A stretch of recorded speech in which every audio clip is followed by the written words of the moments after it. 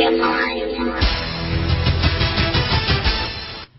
evening and welcome to Open Your Mind Radio. You have myself, Alan James. And you have myself, Stephen George. A very good evening. Good evening. It's Sunday the 3rd of November 2013 and hasn't the weather been terrible? What do you think, Steve? Yeah, all the hallmarks of winter, I do believe. Yeah, we have the fire lit inside there and also. Yeah, it's I don't know if we're going to have a good winter or a mild winter or a cold one, but it's you can feel the nip in the air, certainly, yeah. And did you see the chemtrails today? I did actually. I seen them when I was out there earlier. There was a load of them overhead, and then of course there was two planes up there as well, flying side by side, almost side by side, spraying contrails. So that was nothing to be too concerned about. But definitely, yeah, there was a massive chemtrail out there earlier. Quite a few. One for the record books. Yeah, definitely quite a few. Okay, let's go through the communication channels. I knew you were going to say that. Yeah. Okay. Oh, we are in studio too at the moment. I'll press the button anyway, but we are in studio too. The communication channels are email info@oymireland.com, by phone 046 927 1212, and you can also contact us direct through the OYM chat room. Okay, Mary, thanks for that. Yeah, the OYM chat room. Go to oymradio.com, and on the left hand side you will see the chat room button. You can log in there with your real name or a pseudonym and chat away to your heart's content. You can also put questions in there for our special guest this evening, and we will also be monitoring the MSI chat as well. So greetings to everyone on both chat rooms. Alan. Brilliant stuff. Okay, the first thing on the agenda, we'll just say that our guest on tonight is a guest called Dr. Philip Michael, and we're going to be talking to Dr. Philip Michael about the Wi-Fi in schools and the dangers of Wi-Fi in schools. And obviously we're going to touch base on a few of the things, like the doctor's approach to alternative therapies and how much they are aware of them. So we'll be talking to Dr. Philip Michael in a few minutes, but before we bring Philip in, just a few things that we're going to catch up on. We'd just like to say a big thank you to the people who are donating to OYM. We got a donation in during the week, and we won't say the person's name, but you know who you are.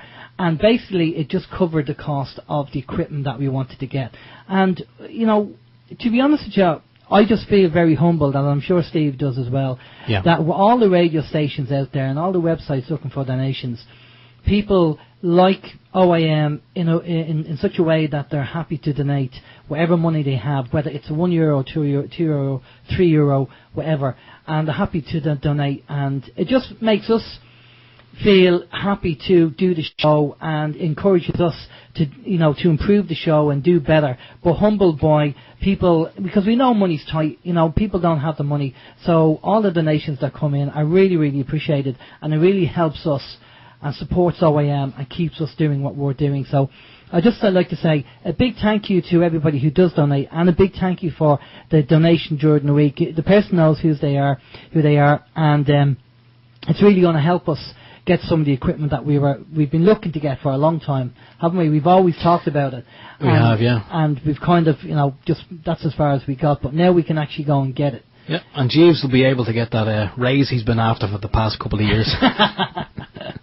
So again, a big thank you for the donations, and if you don't have any funds and you do want to donate, by all means, there's ads on the actual website. If there's any ad on the website that you like, just click on the ad and we get a few cents from that. So even if you don't have money, you can still help and still donate, and everything is appreciated. So thanks again. Yeah, and as Alan has said last week and the previous week as well, there is also another way that you can donate, and that is donate your time. If you have something to say, a little rant or rave that you want to get off your chest, you can contact us. We'll do a little soundbite with it. I think we said about 3 minutes long, and we'll air on the show.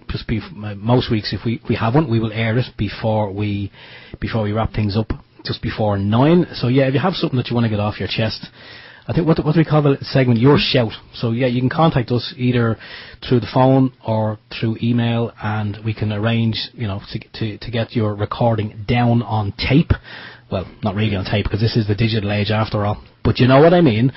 Or you can also record it yourself if you have access to a little microphone and some audio recording equipment on your computer.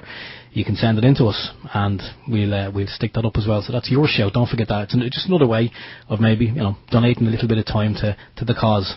And you can also, you can be positive as well. It doesn't have to be a negative. It doesn't have to be a negative shout. It could be a positive shout. So if you want to do that, let us know. Email us and send it in. That's fantastic. Now, last week we were talking about the difference between a republic and a dictatorship, which is something that I looked in. So I decided to actually print out the directory definition of what they are really, just to have them on record.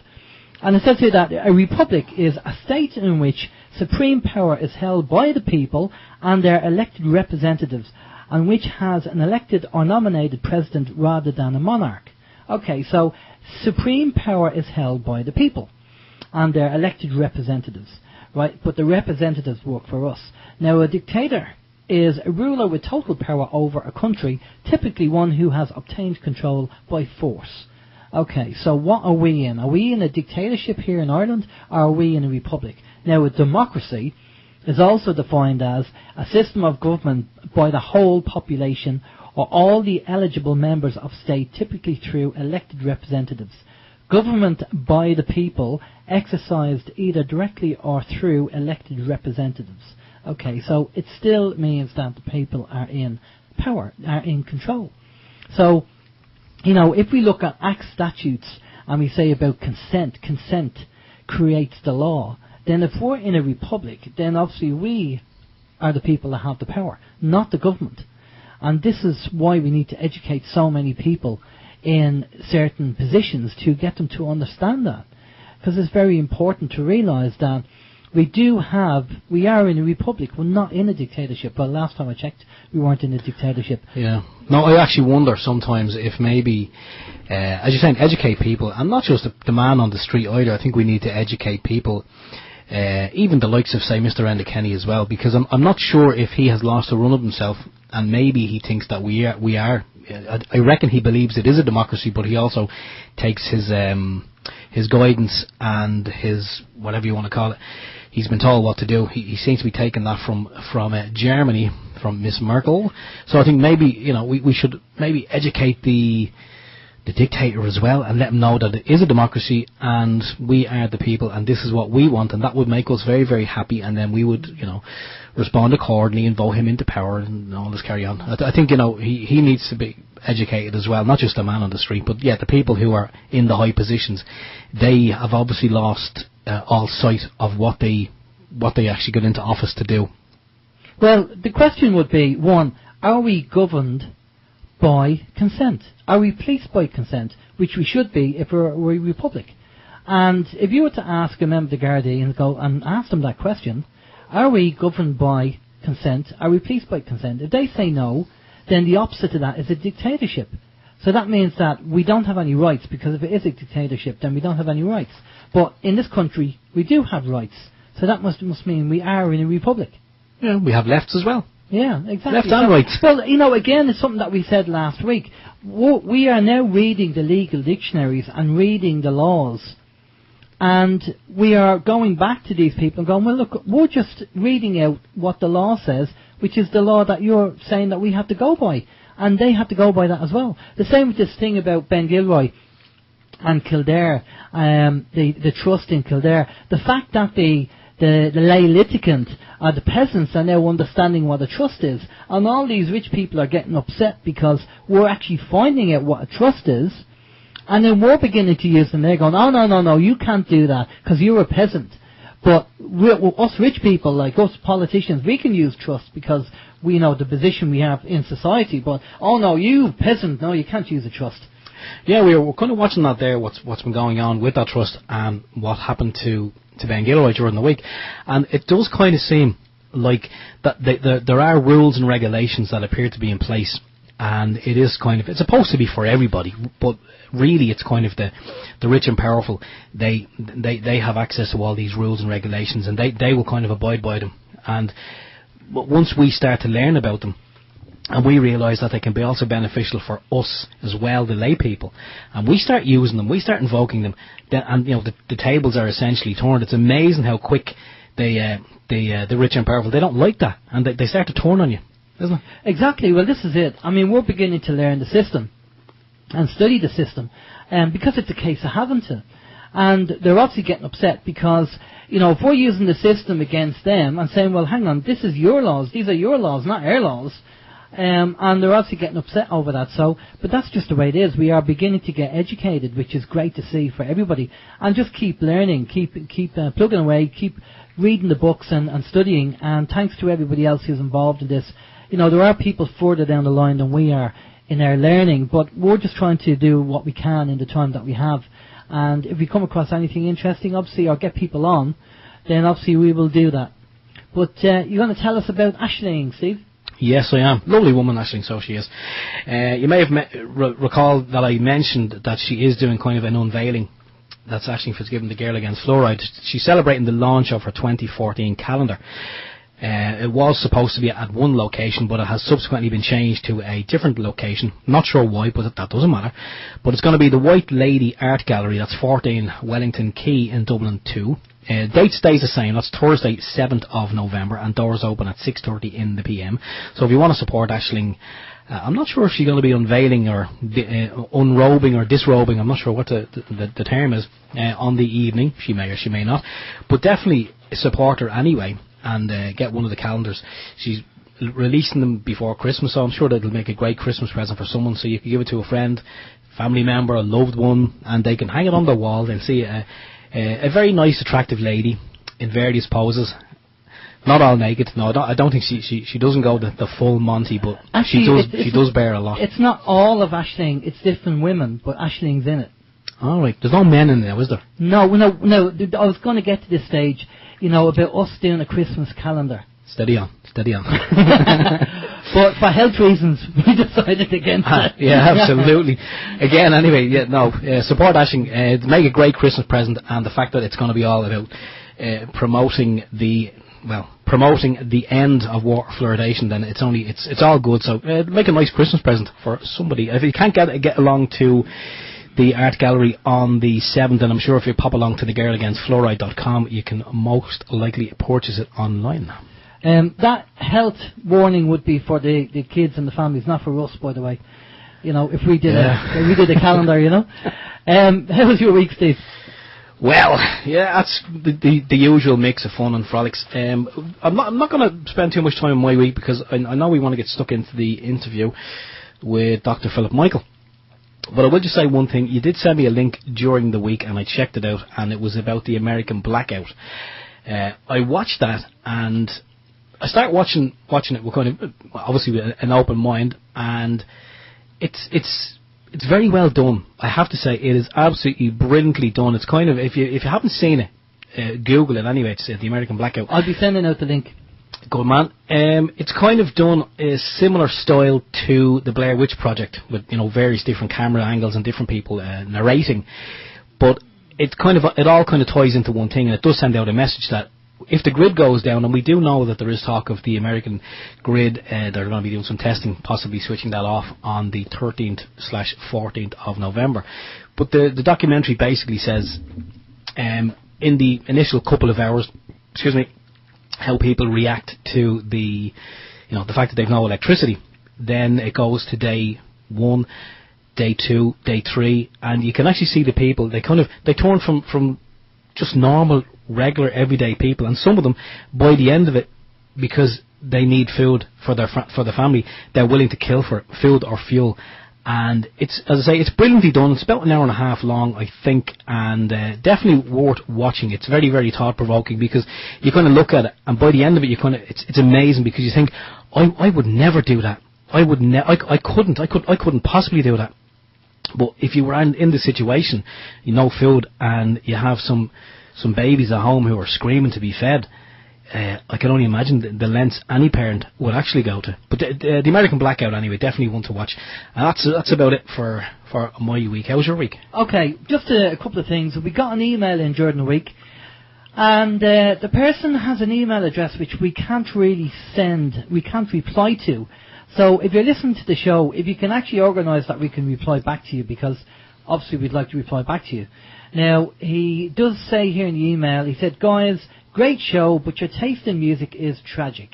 Now, for people who are regular listeners to OYM, myself and Steve are stuck in the time warp in the 80s anyway.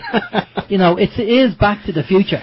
All right, so back to the 80s. But this is a chat show. It's not a music show, and we are 80s guys, and that's what we do. You might get the odd up-to-date bit of music, but to be fair, I mean, we generally just stick a little piece of music on when we're kind of saying goodbye to the guest, just so we don't say it's not a kind of goodbye and hang up.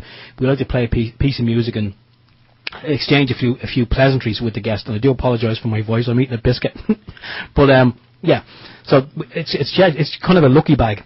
Sometimes we just kind of reach into the lucky bag, and whatever piece of music happens to be in there gets thrown on. It's kind of a very, very haphazard. So, if you have any requests, put them on a postcard, or you have it, I see you have something down there about a demo CD.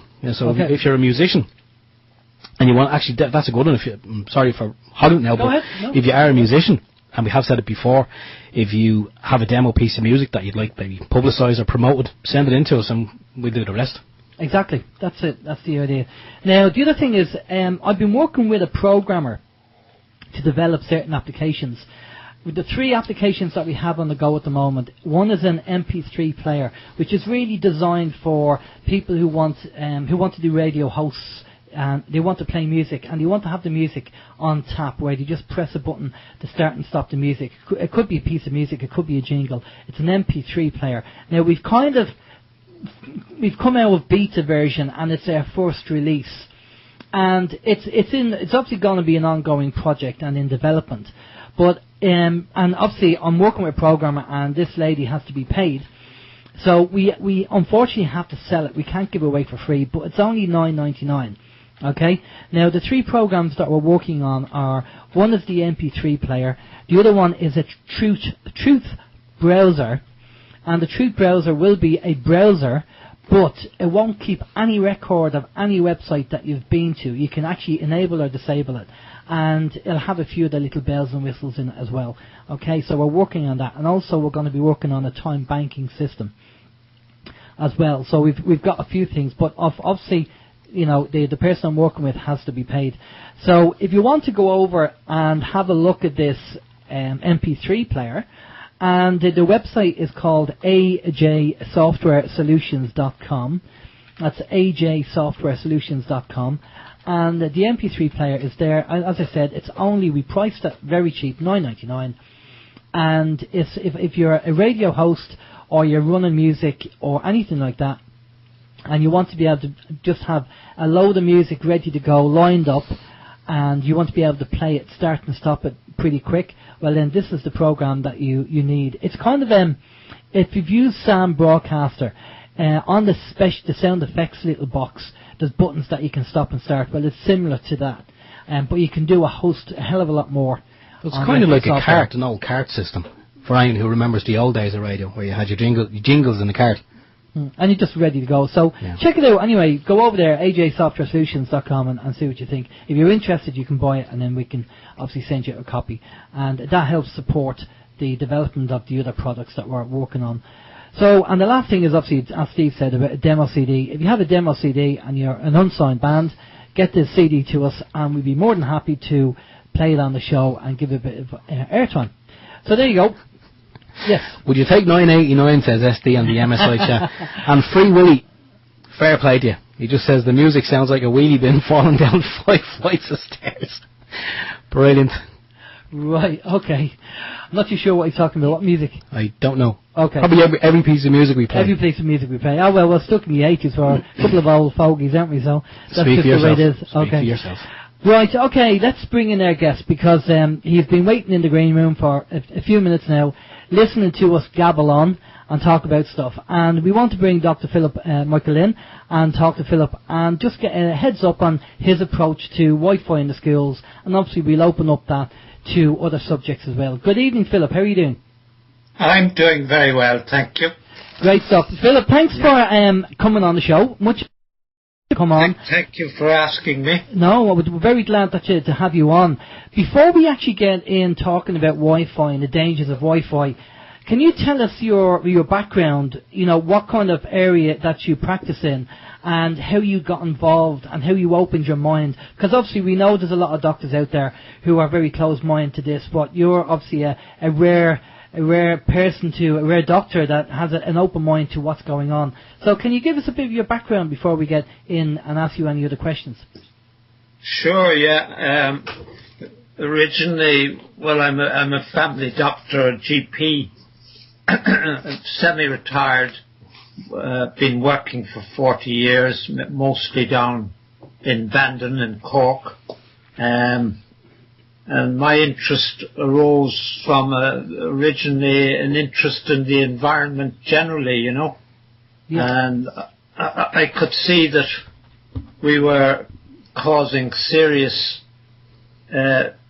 effects on the environment of various sorts, and I thought that, you know, this is going to impinge on people's health eventually, because you can't have healthy people in a sick environment, you know. Exactly, basically, yeah. That's how I started, you know.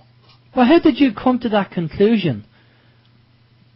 Well, as I say, I knew that there was serious environmental degradation occurring, you know. Okay, so you... Originally, I suppose, it would have been chemicals, you know, Yeah. persistent organic pollutants, POPs as they call them. And I heard you mention fluoride there, which I was delighted to hear you say.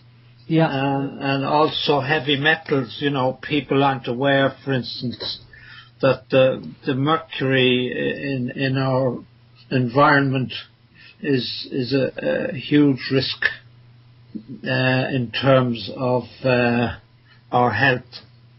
And it's building up constantly, you know, because it's not destroyed. Mercury, once it gets into the environment, like some other things, it doesn't disappear, it just builds up.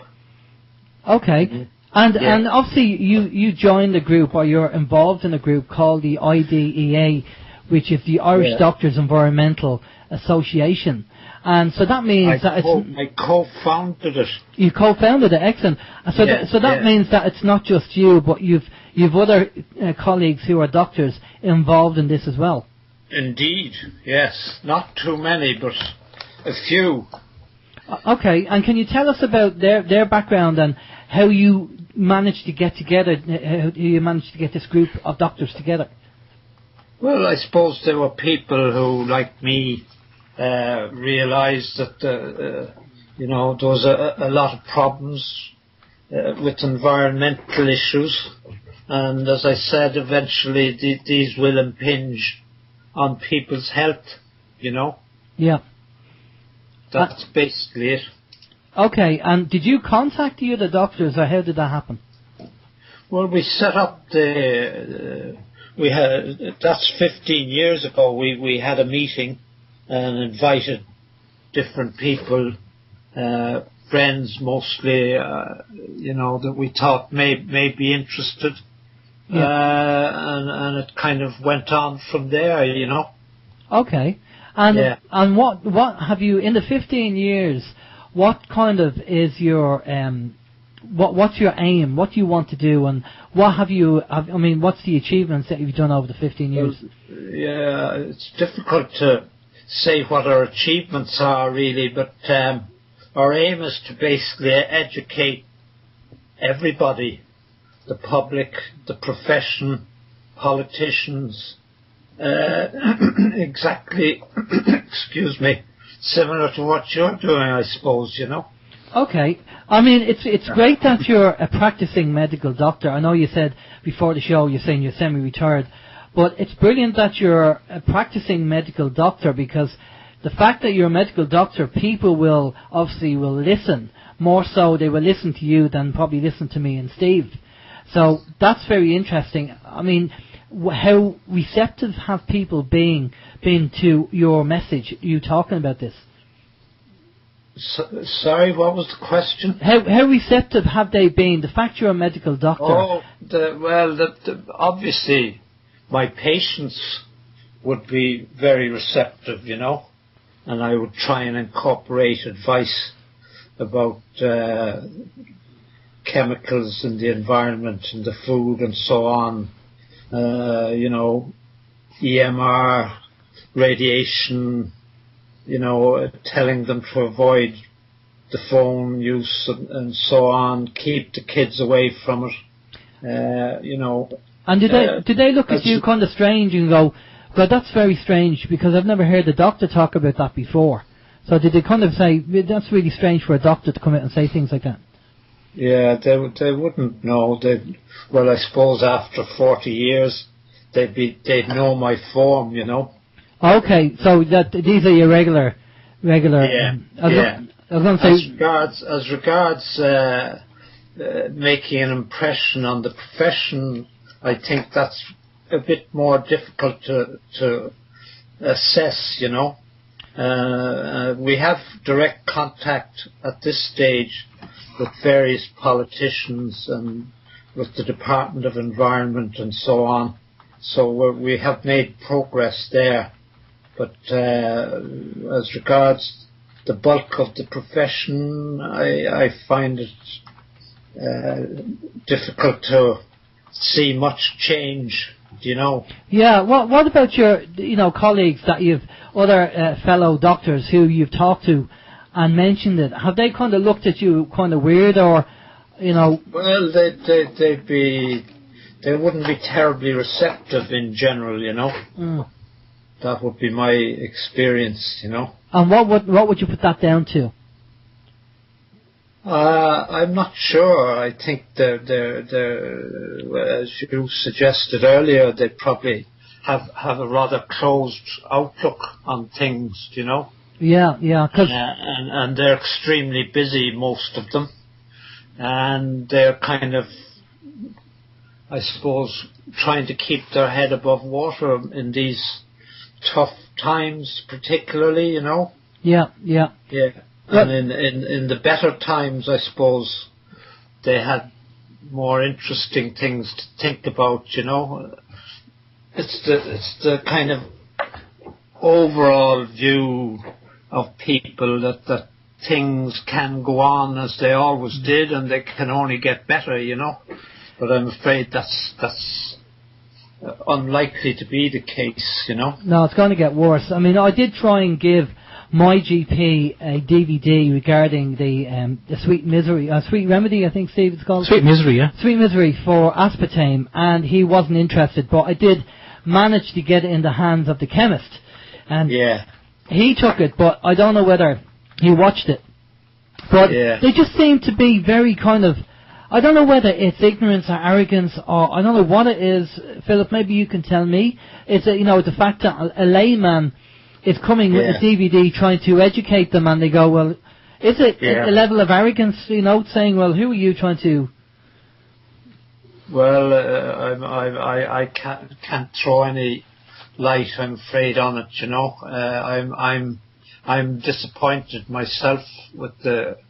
I suppose it's no doubt partly our fault that we haven't been able to make more of an impression, but I just find that there's a total lack of interest, basically, But would the IDEA as a group of doctors not get together and do a documentary or some kind of, I don't know, maybe a seminar, but definitely a documentary, and put it on like YouTube and say, we are Irish doctors, a group of Irish doctors concerned about Wi-Fi in the schools and X, Y, Z, and we're making this documentary to educate the people of Ireland to say that there is a problem in the environment, and the problem is not obviously the lack, the like of aspartame and MSG, but the fact that Wi-Fi is dangerous, and it's dangerous because of X, Y, and Z. Because I know that if a group of doctors did a documentary and got it out there on YouTube to the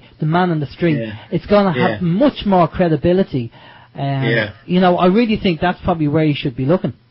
But you see, we're constantly operating in a what would you say, an adverse environment, in the sense that the people with an interest in these issues have huge budgets, millions, billions of dollars, and this is the reason.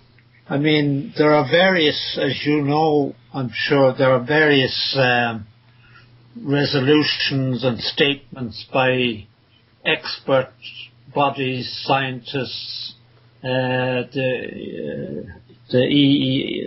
EEA, the European Environmental Agency, various other bodies who have come out and said that there is an issue with Wi-Fi, there is an issue with radio frequency radiation, but the penetration just isn't there, and I think that this is largely because every time this happens, then the people with an economic interest in it will come out. They have their spin doctors and what have you, and say that there is no proof. They muddy the waters in some way, as you know. It's happening with climate change. It's been happening 50 years with the tobacco industry, and it's still going on with the tobacco industry, Well, that's it's not a simple issue, No, I understand that, but this is the fight. If we sit back and not do anything about it, then it's going to happen. But at least if you put up some kind of resistance, like if a documentary, I'm sure somebody out there, an independent filmmaker or somebody, will have the skills and maybe the tools to actually offer a little bit of time to say, right, okay, we're going to do an hour documentary, and just write each member of the IDEA has a script. They write their own script. What do you want to say? Somebody goes in with a camera, films them talking, and it's all kind of produced. I mean, we don't have the actual skills, but we'd be happy to do the editing of certainly that's a thing that would be worth considering.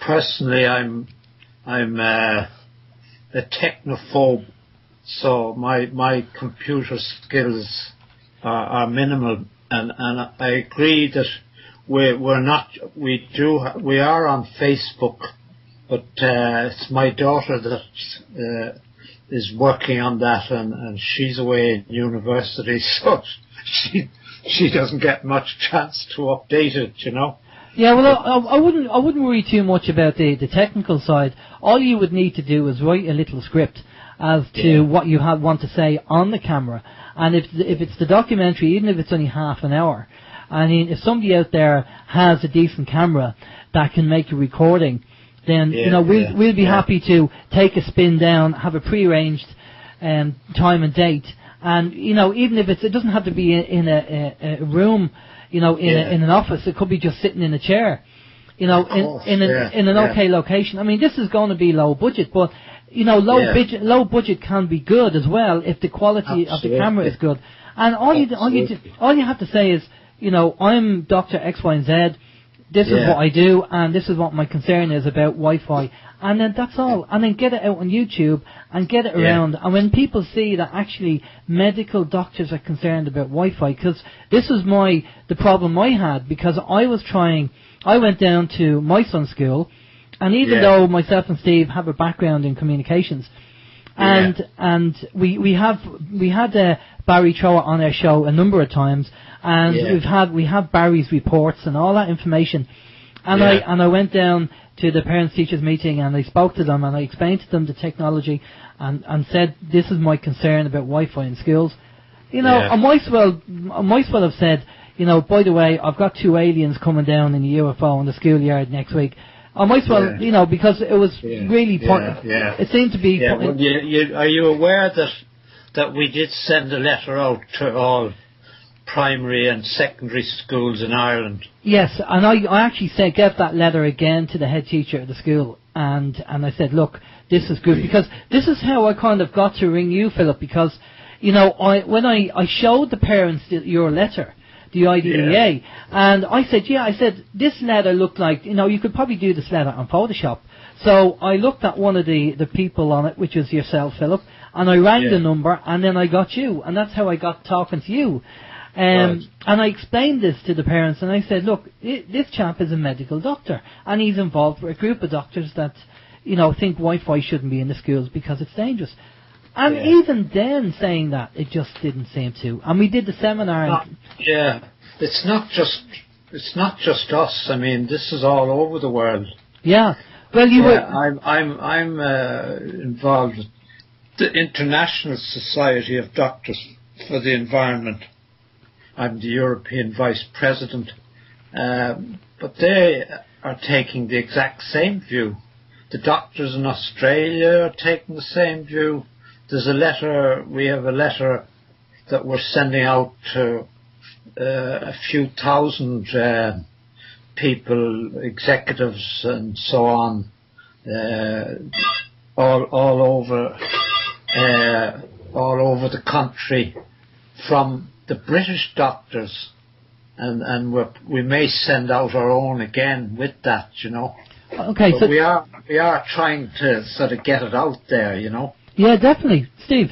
Yeah, Philip, that letter that you mentioned that you sent out to all the schools, we actually have a copy of that letter here in front of us that we actually found on the internet. I'm just wondering, have you to date had any feedback from any of the schools that you sent it to? We did. We had quite a bit of negative feedback, you know, as in, how dare you frighten us with this kind of stuff, you know. I was quite surprised. I don't think we got any positive feedback. Not that I heard anyway. Now some of the other members might have had, you know, but I personally didn't hear any positive feedback. Any stuff that I heard was kind of, you know, more or less this is rubbish. You know? I think we can all agree. I mean, most people, when they hear some new information, as we've often said before on this program, when they hear some new information that challenges what they believe or what they think they believe, it kind of comes as a bit of a shock, and it rocks their world. So therefore, you can either accept it, which is alien, or you fight it. You completely disregard it, and you will fight to, you know. I mean, that's obviously what they did. And, which is unfortunate, because I mean, we have the letter here, and it's very well put together. And I didn't think it was frightening.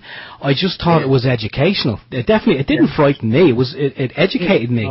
But people are well, as regards to phones, people are in love with their phones, you see, and the last thing they want to do, particularly the kids, and the tragedy is that they are the most susceptible to the phones, you know. This is it, yeah. Well, I have to agree with Steve. Sorry, Phil, go ahead. Yeah, as regards to Wi-Fi, I don't know what it is. I mean, they can just as easily have wired system, you know.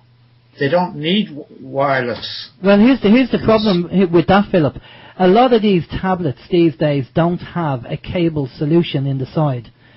They do, because I've only this week I've done it. Is this the iPad as well? I reckon it will work with all any device that has a micro USB, which is probably most tablets. You can get, and I will show it to you later on. Yeah. You can get a small little adapter. It looks like a charger that goes in, like a USB female one end and the little micro thing the other. Yeah. It's called an OTG cable. It means two of the wires inside at the end are crossed. Yeah. So it's now called an on-the-go cable. Yeah. Then you can go to Maplin and you can buy another device that you plug your Ethernet cable in. You connect the two of them together, plug it into the tablet, and you now have internet access on your tablet. But I've done it. But they don't have an RJ45 cable like it would have on a laptop? No. Okay. No. Right.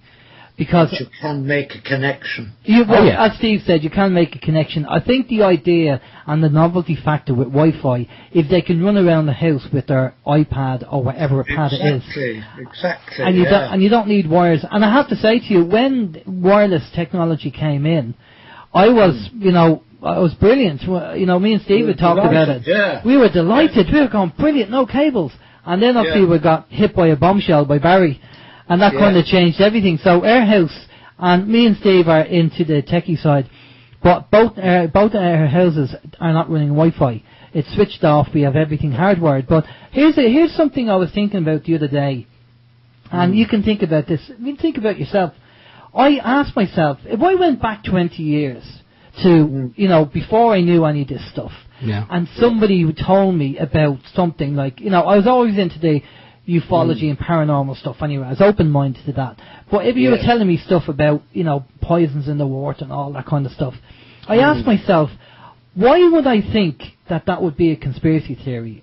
And the reason why I thought that way was that I was relying too much and believing that the media would tell us the truth. Yeah. Yes. Because I believed the fact that if something happened, the media would get onto it and tell us about it. So the media, if they didn't report it, then obviously it must be because they wouldn't do that. They wouldn't. And also that the government will protect you from these things. Yeah. Which is what they should be doing.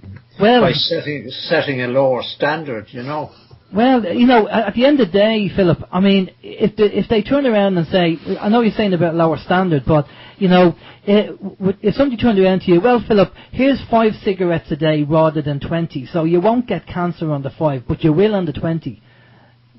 Well, you can't say that. You see, you can only say that your chances are reduced.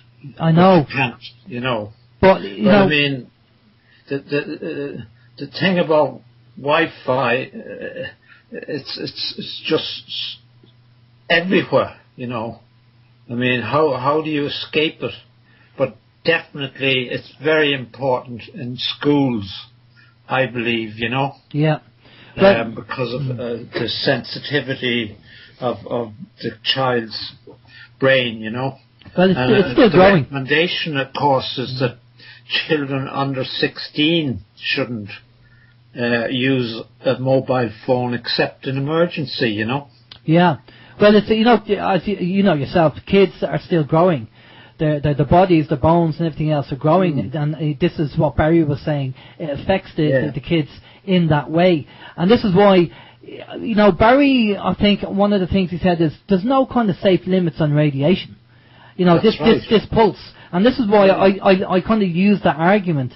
If somebody says, well, if you smoke 5 cigarettes a day, you won't get cancer, but if you smoke 20. No, if you smoke 5 cigarettes a day, it'll probably take you longer to get cancer, but it might be an eventuality. And yes, we know there's people out there that live till 100 and odd and smoke and drink and do all the bad things, but they have a unique metabolism. We're not all like that.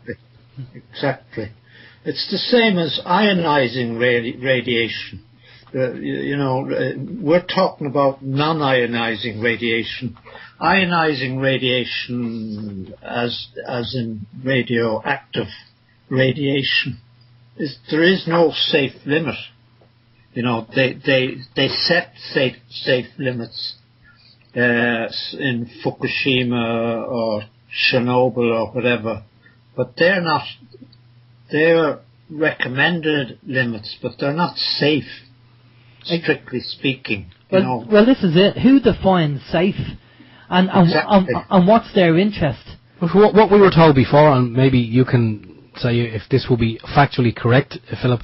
We were told that a lot of the effects of the exposure to the Wi-Fi radiation, that it won't actually be fully known for an entire generation. So you're talking, it's 25 years, isn't it? Well, look at asbestos and thalidomide. In the 60s. They said, I'm sure they said that's okay, because I'm familiar with the thalidomide thing because my mother nearly had a near call with that. And we only found out later that, I was going to say aspartame, asbestos and thalidomide were bad for you. You shouldn't, asbestos caused cancer. And thalidomide, well, we know we've heard about the thalidomide children. So, but it wasn't until 30 years after that we realised that. Now, as I said to you, Philip, before we went live, Pat Rabbit is the communications minister, and they've just received 850 million off the 4G network, licenses for the 4G network, and that's even going to cause more problems for people if they're living anywhere near a 4G tower transmitter.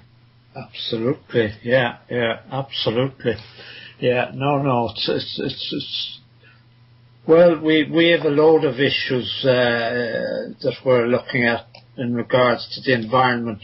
The biggest one in our book is climate change, but I think the next biggest is probably EMR, you know, the radiation, because it's so widespread throughout the world, you know. Yeah. So if there is a risk, even a very slight risk, and the statistics so far are showing that the risk of brain tumor, the glioma, is increased by 1.5 to 2 times, you know.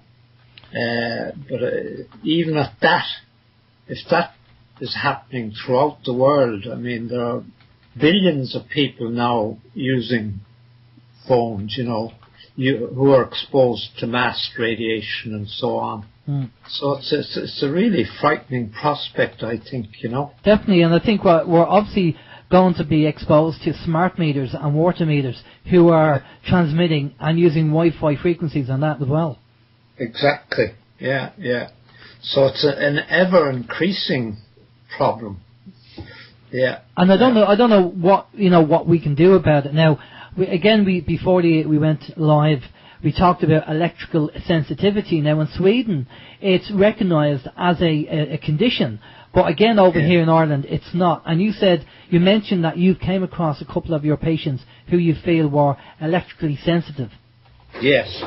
Well, I know for sure one of them is, and that person was aware of it herself, you know. But there were others that I felt were. But, you know, there's no specific treatment, you see, as yet.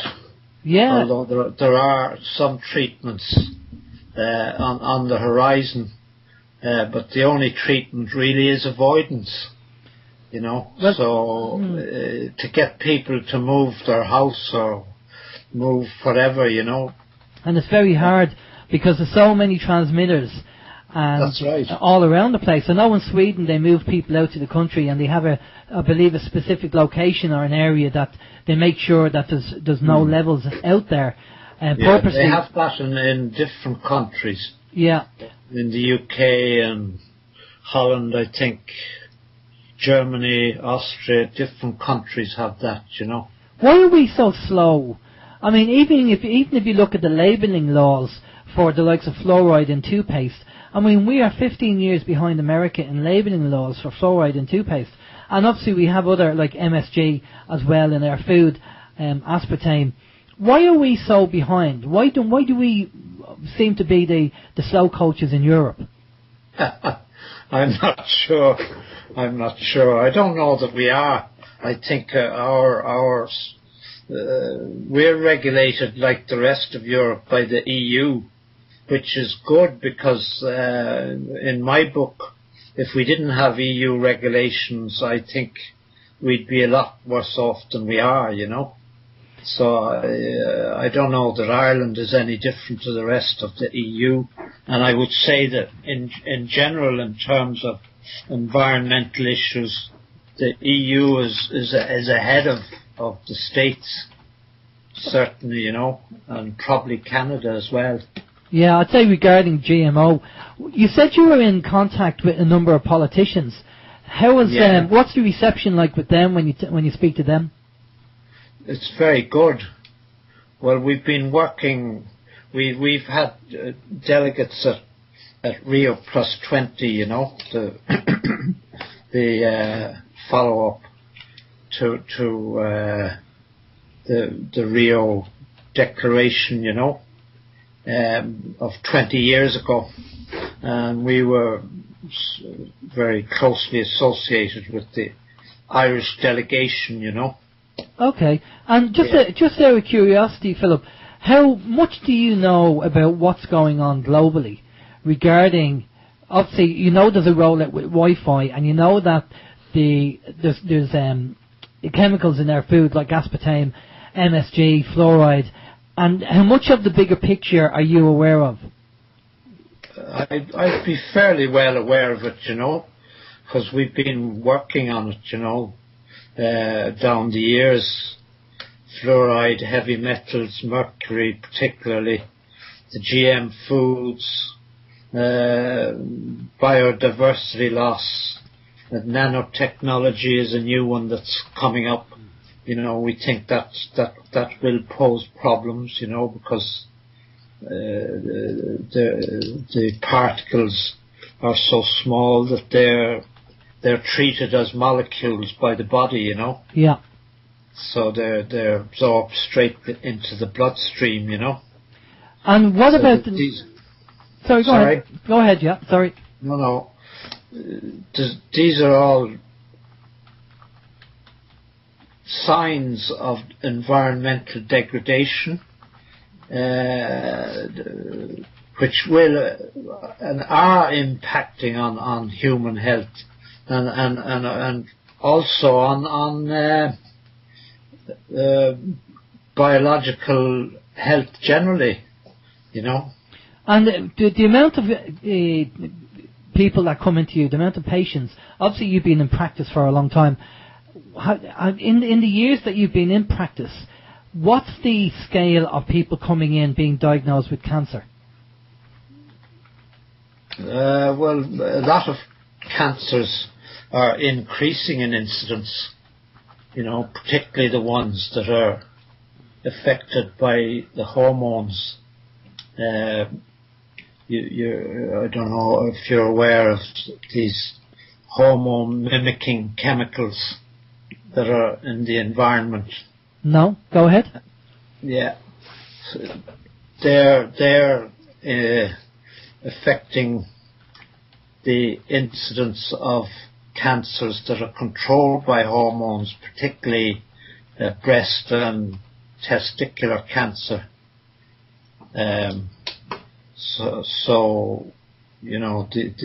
This is a recent problem as well. So, and what are these? What are they? Where do you find them?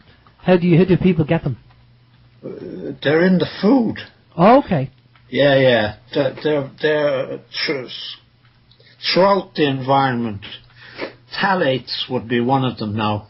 Dioxins would be another. Okay. Dioxins are carcinogenic, but they're also hormone mimickers. And where would you find them? What kind of foods? They're everywhere. Dioxins are in your food, in your milk, in your water, in the air. They're the result of combustion.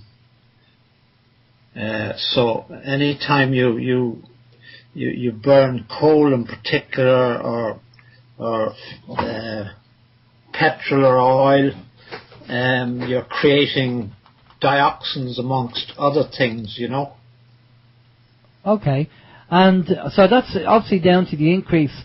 Technology has advanced, but the problem is that the chemicals have also advanced as well. Yeah, but that's one of the reasons we objected to incineration as a means of waste disposal, because dioxins are produced. To a certain extent, with modern technology, they can scrub a lot of the emissions from incinerators, but not all of them, Okay. Yeah, someone actually has that up there. We just got some information on our chat as well. People are agreeing with you, Philip. They're saying yes, the dioxins can happen from burning plastics. So obviously that will be part of the, as you say. Yeah. You get a certain amount of dioxins from burning anything, even timber, but there's a very small amount produced by burning timber. Okay, just changing the subject a little bit. We talked about obviously all the problems. I'd like to talk about, if we can, the alternatives out there. Now, excuse me, as a practicing GP, I'm sure you're aware there's alternative therapies out there for the likes of cancer cures.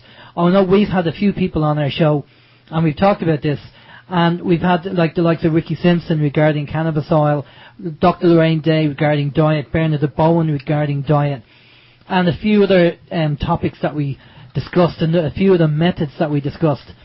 How many ways have you come across, or how familiar are you with the alternative therapies away from pharmaceutical drugs? I wouldn't be personally very familiar I'm aware that they're out there, but I suppose we like to think that we're sort of pseudo-scientists. We practice what we call evidence-based medicine, Yeah. And I think that essentially means that we base our practice on peer-reviewed research, that's published in medical or scientific journals. And the problem with the alternative therapies is that they don't usually have evidence to back, they have anecdotal evidence, but you won't find them published in the standard medical journals. But do they have to be published to work? They have to be published to get the medical profession to back them, basically. Right. So I'm not saying they don't work. Yeah. Yeah. I mean there are so many reasons why a specific thing might work. It could vary depending on the person themselves, their personality,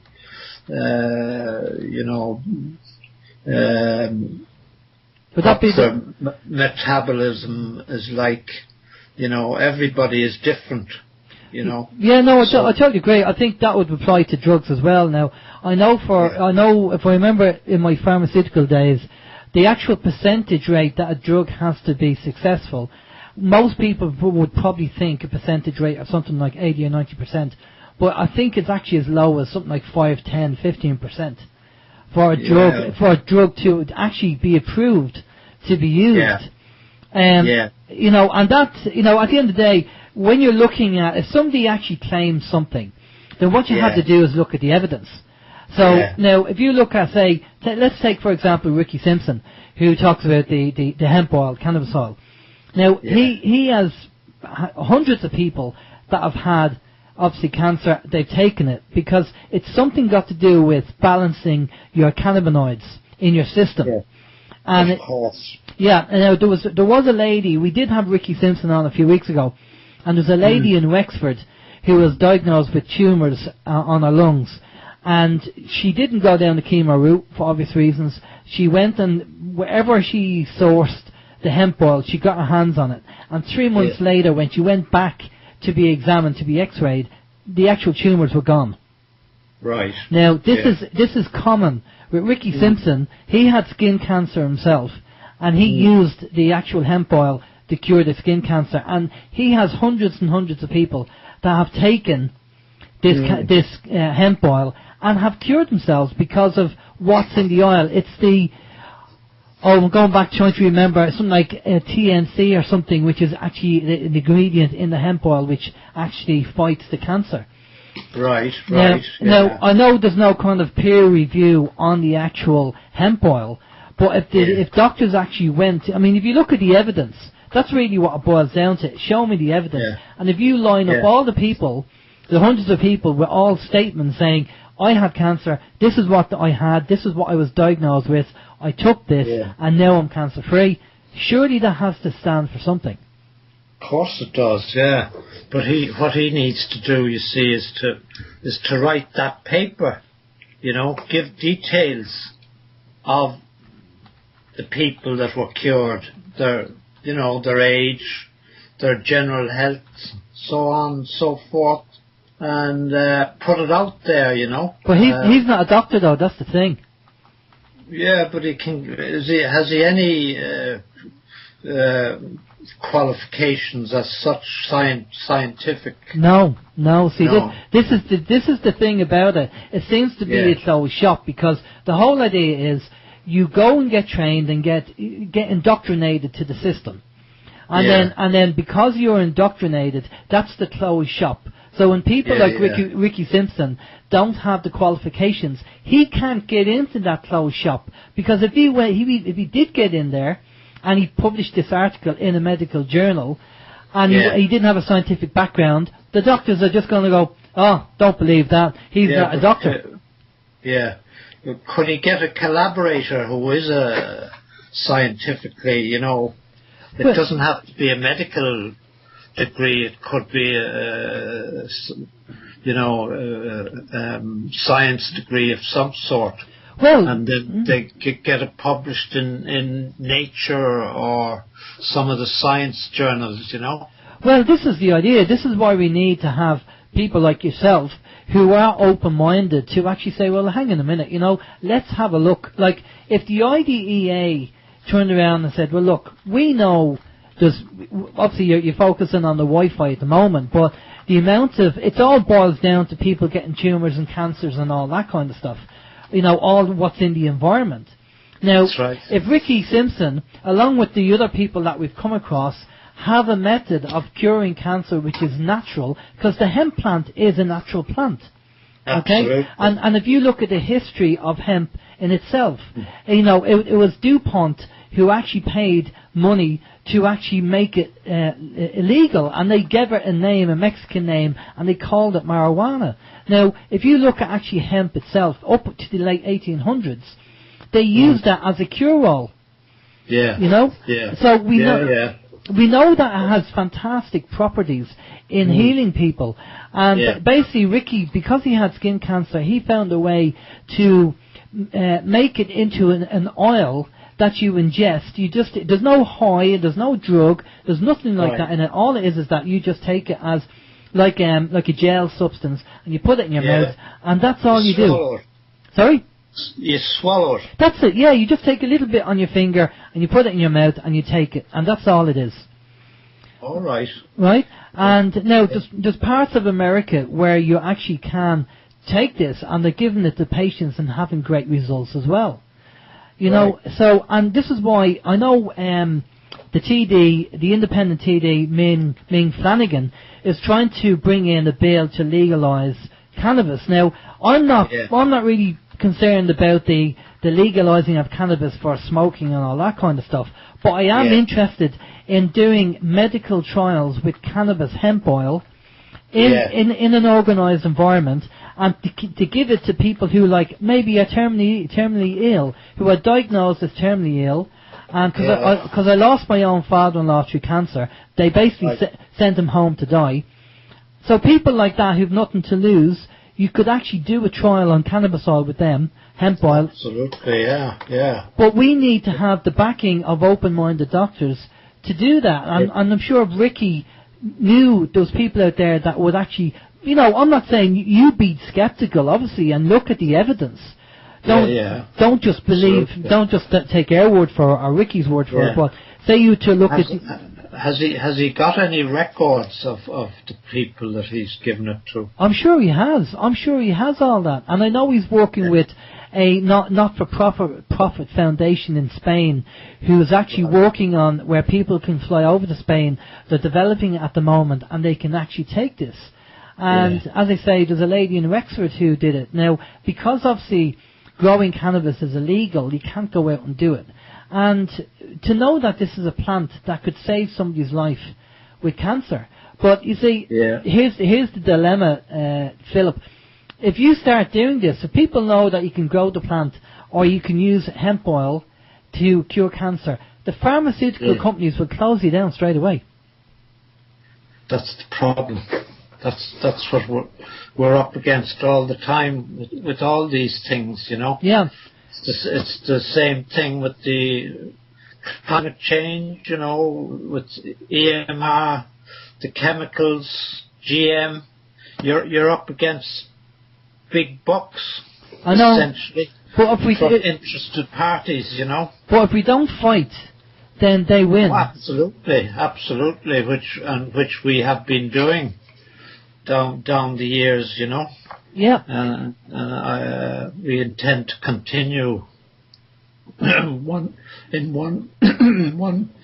way or another, Well, what I can do is I'll try and get in touch out of curiosity, Philip.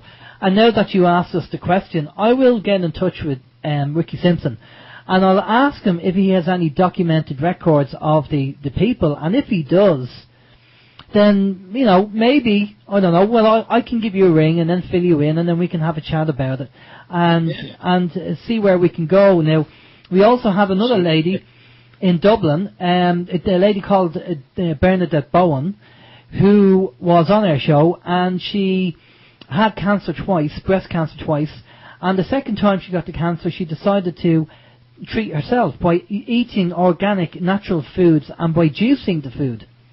Good. And now she cured herself, and now she's helping so many people. She has books out, she has DVDs out, she's teaching people what to do and how to do it. We also have Dr. Lorraine Day. Dr. Lorraine Day is in America, and Dr. Lorraine Day has been on our show twice. She does the same thing, and she's a qualified medical doctor. She's an ex-trauma surgeon, and she was brilliant with the information that she said, your diet, watch the foods, organic, juice, and the science behind it. Yeah, we eat organic all the time.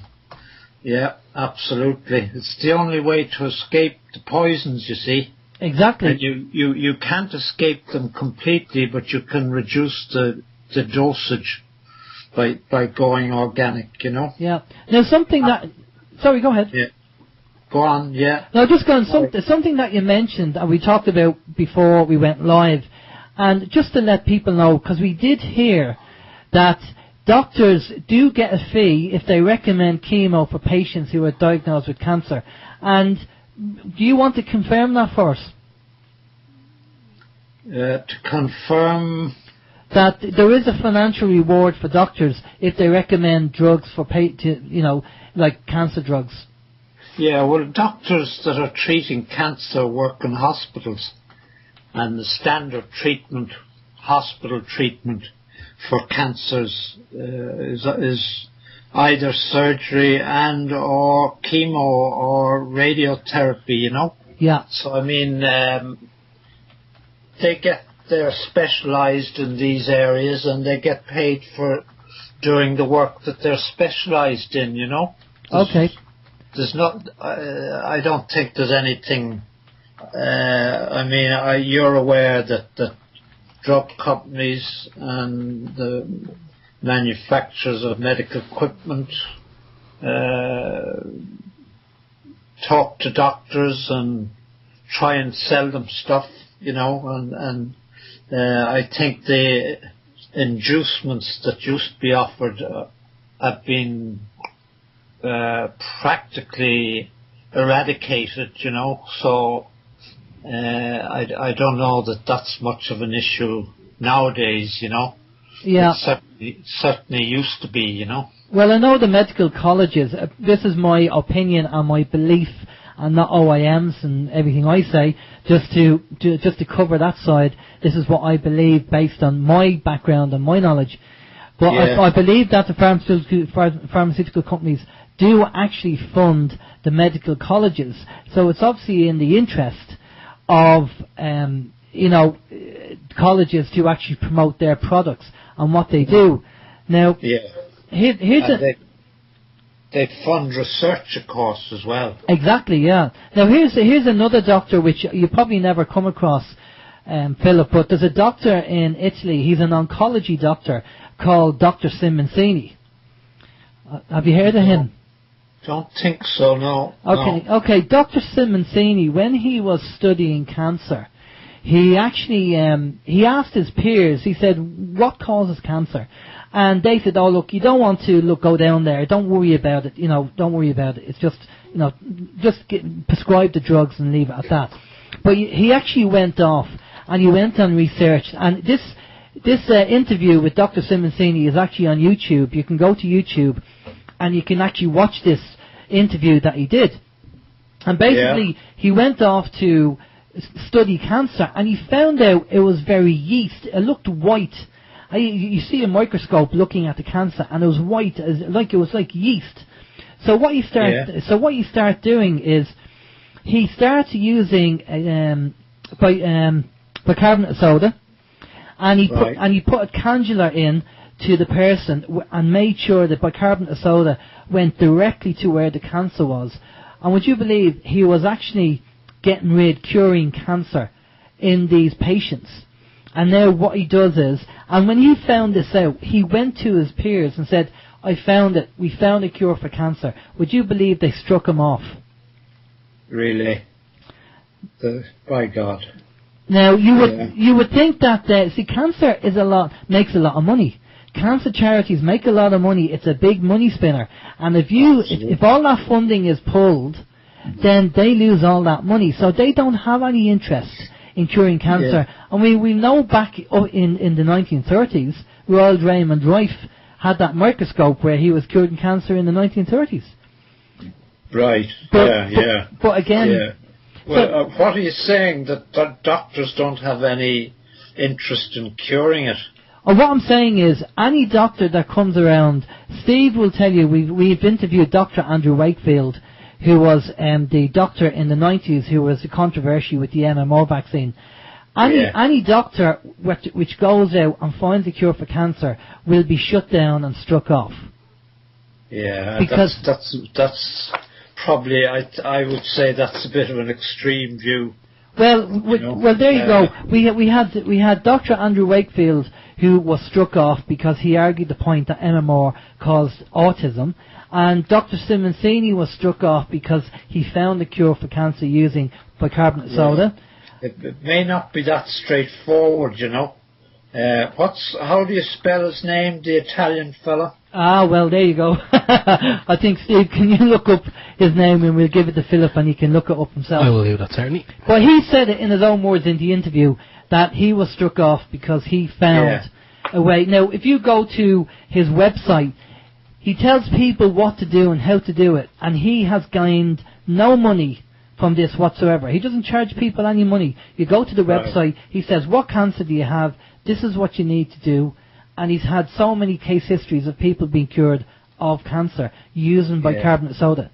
Because what you found, and you'll probably agree with me on this, but a lot of the diseases that are in your body are acid-based. They're acid-based? Is that what you said? Yeah, acid-based, yeah. Yeah, well, again, I would say that's a simplification. You know, I'm a simple person. I'm not sure what you mean exactly by acid-based. Well, what I mean by that is when Dr. Simoncini found the cancer, and he said it looked yeasty, it was acid. You know, the yeast, this cancer was acid, and by using bicarbonate of soda, which is an alkaline, he attacked it with the alkaline. Now, I've said to people before, you know, when you get a foot fungus. I've said to people, just get a bowl of water, put bicarbonate of soda in, and then, soak your feet and do that for a few days, and you'll find that the fungus goes. And that's worked as well. Right, yeah. Well, that's depending on what fungus you have, I suppose. Might necessarily work with all of them, you know. Yeah. I know it's a simplistic approach. I'm not a doctor and I'm not a scientist, but... But I think to say that he looked down the microscope and the cancer looked white, that could mean anything, you know. Different cancers look different under the microscope depending on what stage they're at, you know. Yeah. Well, so, I wouldn't know really.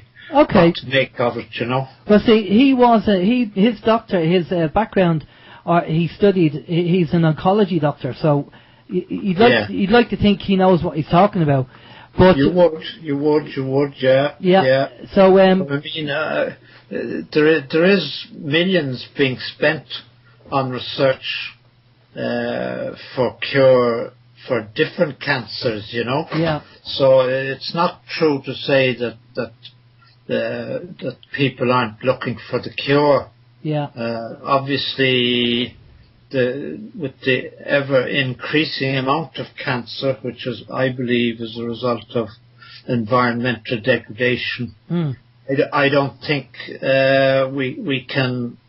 There's no point in trying to cure it. What we need to do is prevent it. And we do that by clearing up the environment, you know. Yeah, no, I totally agree. But unfortunately, there's people out there who don't want to do that because it's all profit-based. They're making money, and, you know, we are collateral damage, really, for them.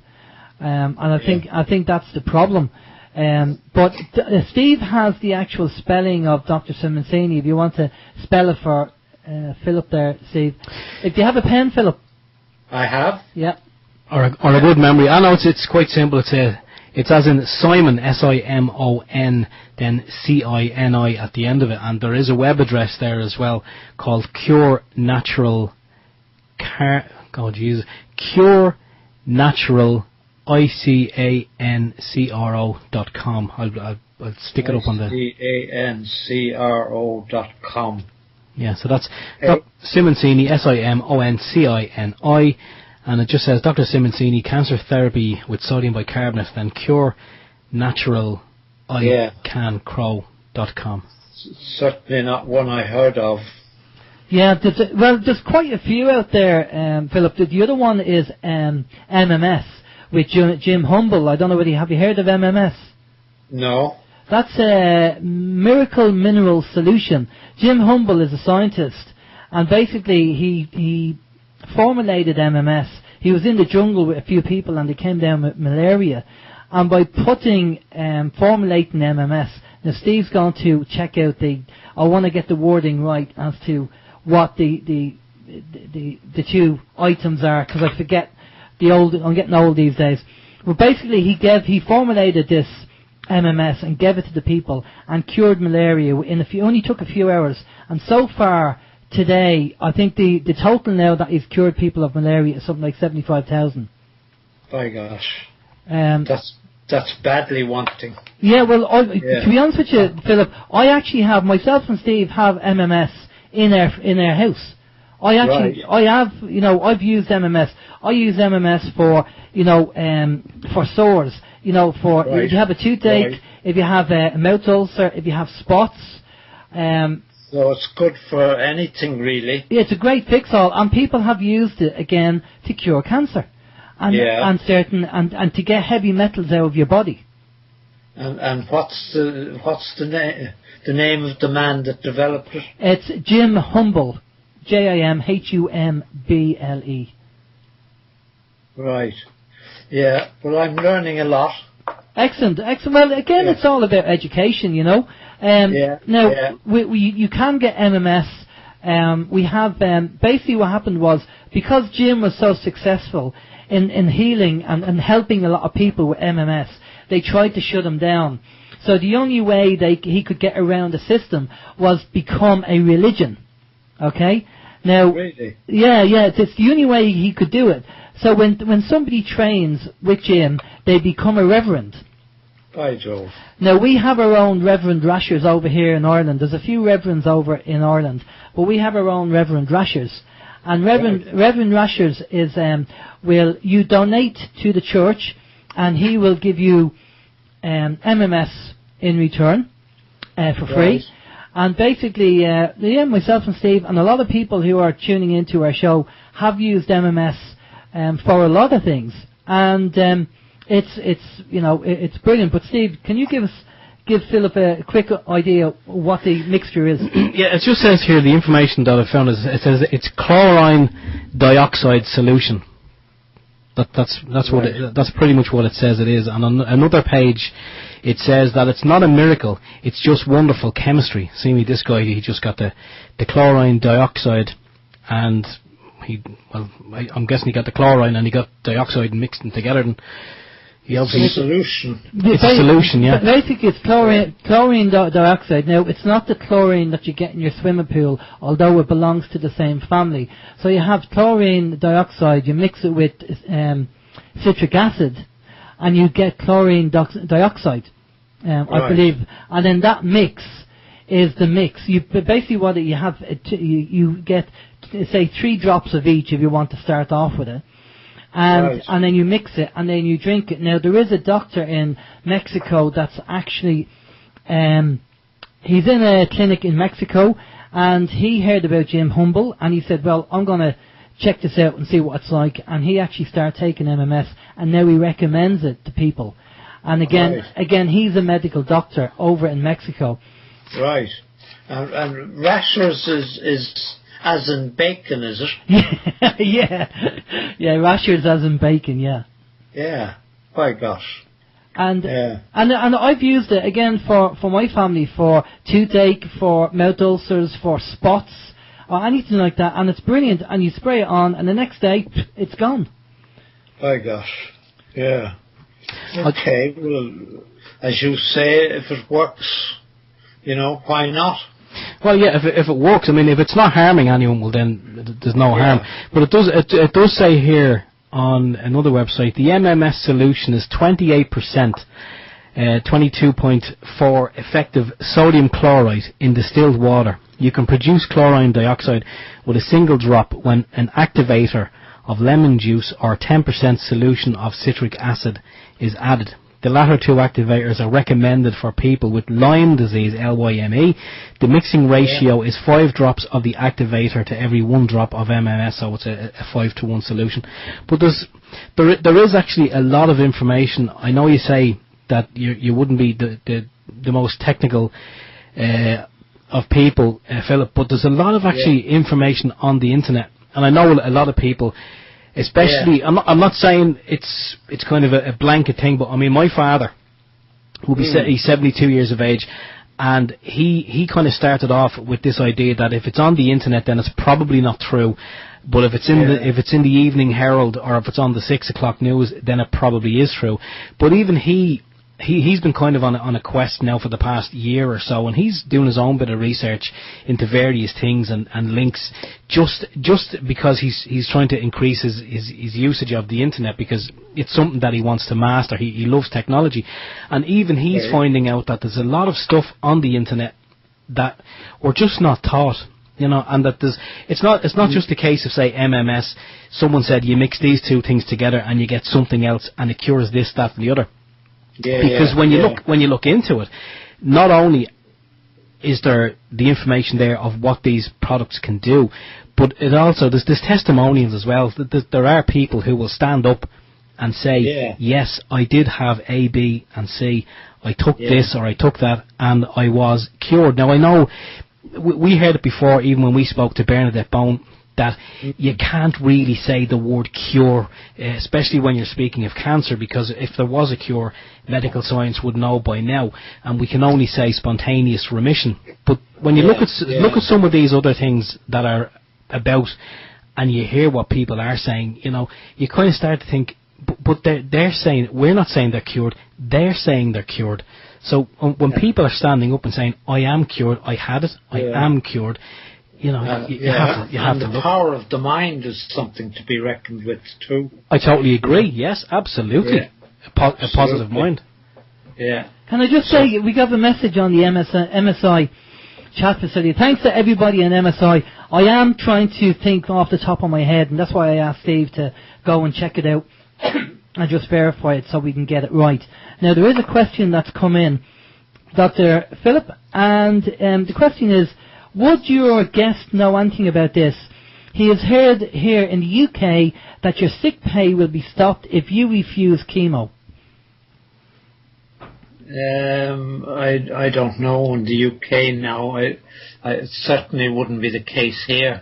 Is that so? Okay, so if somebody refused chemo, I'd be surprised if that was the case. Because you're under no obligation to accept any treatment from anybody if you don't want to. So I don't think that could be. And if you were forced to have treatment, you could take the person who forced you to court for assault. So I wouldn't think that's a valid situation, really. Well, the problem is here, Philip, is that the government forces us to do a lot of things that we shouldn't be forced to do, unfortunately. Part of what we said earlier on in the show is the whole consent of the legal system, and that's another completely different ballgame. And the difference between the republic and the dictatorship. And this is why we mentioned it, because there is a maximum in law that says consent creates the law. So if you don't consent to the law because it's legislation, then it doesn't apply to you. But they, the Gardaí are not trained, and they just ignore it, and they just arrest you, and the courts are all kind of all in on the system, so to speak. And the medical profession is no different, in all honesty. And this is why kind of educating... Well, no, I wouldn't agree there. The medical treatment of patients is a very rigidly enforced thing, by the medical council, basically. And as I say, there's no question of anyone having to take any treatment if they don't wish to. I'm not saying there isn't a lot of moral pressure, maybe, to take whatever treatment, but the individual is sacrosanct in medicine, really. Yeah, well, here's the thing. It's funny you should say that, and I'd like to get your opinion on this. We know of a case, and I believe it was down in New Zealand, we talked about this on the show not so long ago, and we know the benefits of, we've heard about the benefits of intravenous vitamin C. And there was a chap who took bad for one reason or another, and basically he was on life support. And the doctors were saying, look, there's nothing else we can do, you just have to switch off the machine. And the family said to him, and this is an actual case that went through, this is not hearsay, it's actually been in the papers, it's a case that went through. And basically the family said, look, if you want to knock off the machine, surely we can should try anything. So they said, will you do intravenous vitamin C into his system? And the doctors refused to do it, even though, there's nothing to lose. And the family actually had to go to court to argue the point. And they won the court case, and the doctors gave him intravenous vitamin C. And would you believe he walked out of the hospital 13 days later? Right. Amazing. Yeah. So, unfortunately, when you say, I know, certain doctors have morals, but the problem is that even though the doctors, there's nothing else to lose, and the family's request was to try it, they were adamant that no, we don't want to do it, and the family had to go to court. But if it's not a recognised treatment, you see, and the patient is critically ill, if he died after getting that treatment, and then they could be had up for killing him, you see. But he was going to die anyway if he switched off the machine. Yeah, but you see, if it happens soon after getting that treatment, as I say, if it's not a recognised treatment, then in theory he could be, or they could be, sued for causing the death, But would there not be like a disclaimer from the family who would have to sign a contract or some agreement to say, look, you want to do this, if anything happens we are not responsible, and they sign it? Yeah, I'm sure you could do that, They'd probably have to get legal advice, I would imagine. Yeah, I'm sure the family would have done that. I'm sure they would have said, look, all you do, you view the contract, we'll sign it, and say that we are not going to hold you responsible if it doesn't work. And in that case then, but the fact that the family had to go to court to get the doctors to agree to doing this treatment, but it all worked out good in the end. And this is my concern. It's great to have people like yourself who are very open-minded, and you say, okay, I don't know much about that, but I'll look into it and then I'll make up my own opinion, which is a great way to be in life anyway. But, there are some doctors, and I'm sure you'll agree with us, that will just have a preset attitude towards certain things, and then they won't even entertain anything else. That's right. Yeah. It's like their mind is full by their training, sort of, Well, this is it. Well, we call it kind of indoctrination more so than education, because, they're taught what way to use the drugs as part of the education. And, as I say, we can think of about 6 different types of ways that people have found to cure cancer that don't involve pharmaceutical drugs. even if one of them was taken on and put in medical trials to test it. But it's just amazing that so many people have cured cancer in so many different ways. But we always have to go back to using the drugs and chemo and radiotherapy. Yeah. The only people, I suppose, who might be able to do it would be the universities, you see, but even they are no longer independent, you know, because they're funded by the multinationals as well, you know, to a large extent. Exactly. And what if the information was, you received information, or you seen evidence that a certain procedure or a certain method was actually definitely a possibility, or definitely a positive in curing cancer? What would you do? Well, I would try and get it. You know, I'd collect the data first of all, in as much detail as possible.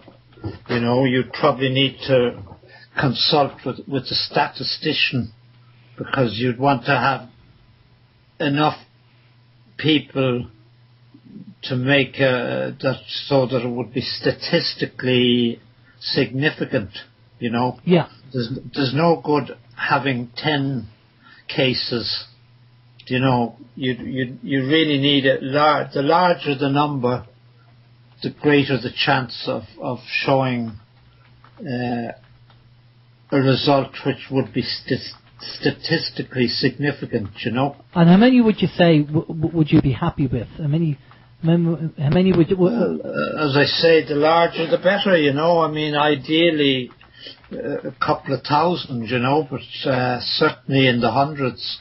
Okay. I would have thought. Okay, so quite a lot. Okay, so would 250 people? I would say that would be significant, you know. As a starter, as a starter.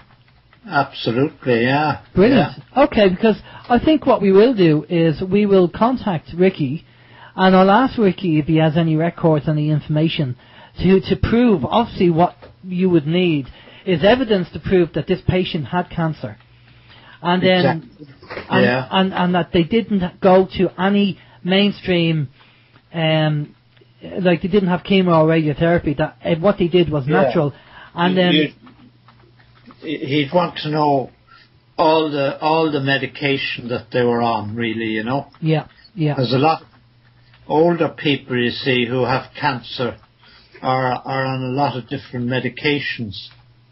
So that would have to be factored in, you know. Okay, the medications they're on. Okay. Well, there's a possibility here that, obviously, with, you know, even the likes of MMS or, as we said, you know, bicarbonate of soda with Dr. Simoncini, I think we'll get an email off you, and we'll send these links over to you, Philip, and if you have a look at them and see what you think, and maybe what we'll do is in a few weeks' time, we'll get you back on, and we'll get your opinion on what you think based on what you've looked at. Yeah. Should be able to do that, surely. That would be fantastic. But just so we don't lose kind of where we are regarding why we brought you on the first time, the dangers of Wi-Fi in the school is what we're really we're coming on and talking about. And the IDA group is a group of doctors over here in Ireland who are supporting the fact that Wi-Fi is dangerous and shouldn't be in the schools. And you are one of the people that actually set up the IDA, helped to set up the IDEA. So what can people do? Is there anything that, you know, obviously we want to put the show out there. If anybody has a decent camera and we can use some kind of, go down and do interviews and get a documentary up, that would be fantastic. I mean, I know it's going to be low budget, but let's try and do that. If anybody has a bit of time, OYM be happy to help out as well, do some editing, what have you, but we'll get it up there and at least get it out to the people. Is there anything else that people can do to help the IDEA? Is there anything that people can do in general? Well, they can join us. Anybody can join. If you're not a medical professional, you can join as a non-voting member. You have to be a medical professional to join, to be a full member, basically. So that can be, physiotherapy, chemist, doctor, whatever, Okay, and what about giving this your letter from the IDEA to our own GP? How do you think, have people done that? And if they have, how did it go down? From the letter to the principals? Yeah. We didn't I certainly didn't have any feedback on that, to say that they did, I'd be curious to see if people if they gave that letter in to their own GP. Yeah. What the feedback was from their own GP. It'd be quite interesting. It would be interesting, all right, yeah. But as I say, I haven't. But if we're sending out another one, we may get some feedback on that, And are you going to be doing that? Are you going to send out another letter? I think we probably will, Okay. I think probably will. Well, the evidence is building up all the time, There's a very important paper from Harvard Medical School came out there in June of this year. One of the authors is in Harvard Medical School, associating Wi-Fi with autism. A lot of the pathophysiological changes that you get in autism are also found in people who are subjected to Wi-Fi, and they think that there may be an association there, Well, so that's a peer-reviewed paper, which is saying that these effects are there and are agreed and so on, So I think that's a very important paper, and as I say, the evidence is mounting all the time, Okay, well that's it. That's what we need to do. Get the evidence. I just reminded of something there with the MMS, that people have been very successful with MMS regarding autism. So what we'll do is we'll get your email and we'll send you over the links, and then, as I say, get your opinion on it. But yeah, we just need to wake up more and more doctors, GPs, if they can, take it on board and just and just say, see, the whole thing about yourself being a medical doctor is brilliant, because they, as you being a doctor, you have gone through what they've gone through. So there's a level of respect there. But as a kind of a person who's not a medical doctor, when you go to a GP, maybe there's a level of, well, what do you know? You haven't gone through all the training we've gone through, And which is a pity, because in our own background and qualifications and experience, we have experience in areas that the GP wouldn't have. Of course. Especially in the area of communications. So, and that's that would be of interest to them if they were interested in listening to it. But I'll tell you what, Philip, we have reached that time, and Crown Copyright is right. I'm there on the time. Oh, we have a few questions before you go. Yeah, we do have a question that came in there earlier on, and I want to throw it out there. I think we already know the answer, but Philip, I'll ask you anyway. This came in from Howie. Howie is a long-time listener of the show and is always a good contributor to content. He wants to know, he said, would it be possible for the pharmaceutical company to covertly promote fake alternative remedies for later discreeting to distract the people from real natural cures? Oh, I wouldn't think so, no. Any pharmaceutical that comes on the market takes about 10 years to bring a new pharmaceutical, and it costs millions. And I don't think there'd be any question of them being able to bring out a fake, if that's what he's suggesting. I think that's what he is suggesting, yeah. Yeah, no, I can kind of touch base on that a little bit, because I've been in there. Basically, as Dr. Phillips says, they spend millions on the research with the drug. They only have to get a certain percentage to get approval for that, and then they have a 5-year window to sell that drug before it can be resold and patented by other companies. And that's their window to get to sell. Yeah. Mm. Yeah. Yeah. Okay, Steve. Yeah. That's it. That's it. Okay. That's it. No, a lot of the other questions that Alan asked you this evening, a lot of it had come up on the Air chat and also on the MSI chat as well. So there has been a lot of questions contributed. Good. Excellent. Well, good. Dr. Philip. Good interest. Yes. There's a lot of interest, and we do appreciate you coming on the show. As a medical doctor, we do value your opinion, and it's brilliant to have somebody that's so open-minded that will take on board and listen to, mightn't agree, but at least have an open mind to actually look at the information and go, yeah, I'll have a look at that and make up your own opinion. But it's great that yourself and the IDEA are actually getting together and, warning people about the dangers of Wi-Fi in schools. So, a big compliment to you and the people in the IDEA. Thank you very much. We will talk to Ricky and see how much information he has and see what we can do. And also if we can find out, if we can sort something out about getting even a 30-minute documentary to get the information out there on YouTube. The great thing is it's specific to Ireland. It won't be an American program or UK program. It'll be for the Irish audience. Although it'll be worldwide, it'd be great because it'd wake a lot of people up to what's going on and their concerns about Wi-Fi. But do you want to give us the website or any details that you want to tell our listeners that they should know about or places they should go to check out information?